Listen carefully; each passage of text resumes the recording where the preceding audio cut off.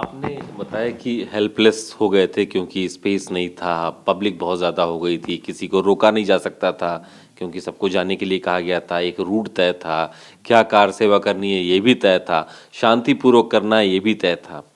तो थोड़ा समय at the day of 6 of December 92 में सुबह से क्या हुआ स्ट्रक्चर टूटने तक, और आपको किस वक्त पे लगा कि अब मैं हेल्पलेस हो गया हूँ? क्या आपने ये नहीं सोचा कि मुझे केंद्र सरकार से भी ये बात करनी चाहिए?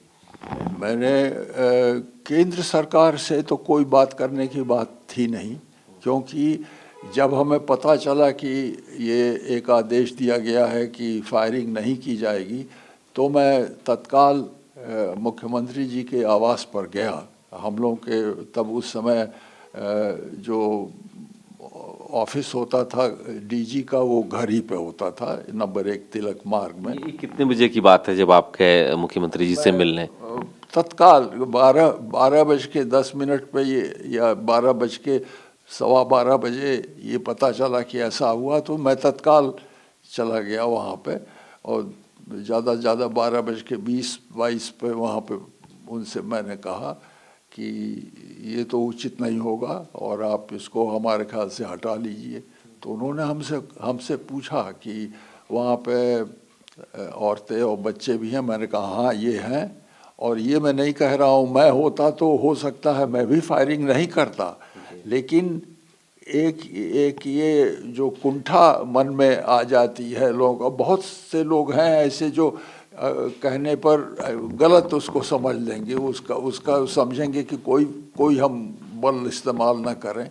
तो इस प्रकार से मेरे विचार से तो उन्होंने यही कहा कि देखिए, जो व्यवस्था पूरी है क्रिमिनल उसकी, वो डिस्ट्रिक्ट सेंट्रिक है।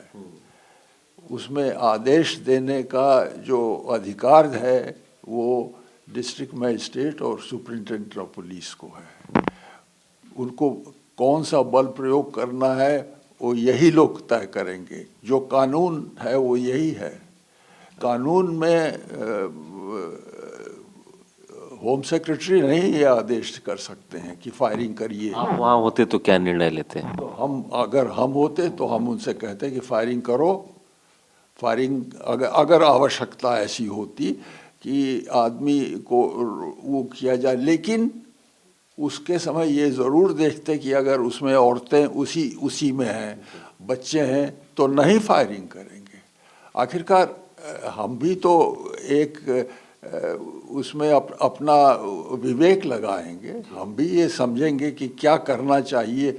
देखिए, दूसरी बात और बता दें आपसे कि फायरिंग में दुधारी है वो।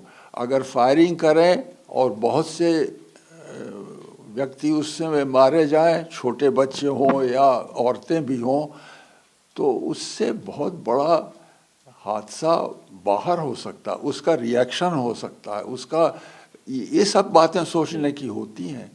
तो मैं इसलिए समझता हूँ कि एकदम से ये भी कहना कि इनकी गलती ही है, ये भी उचित नहीं होगा।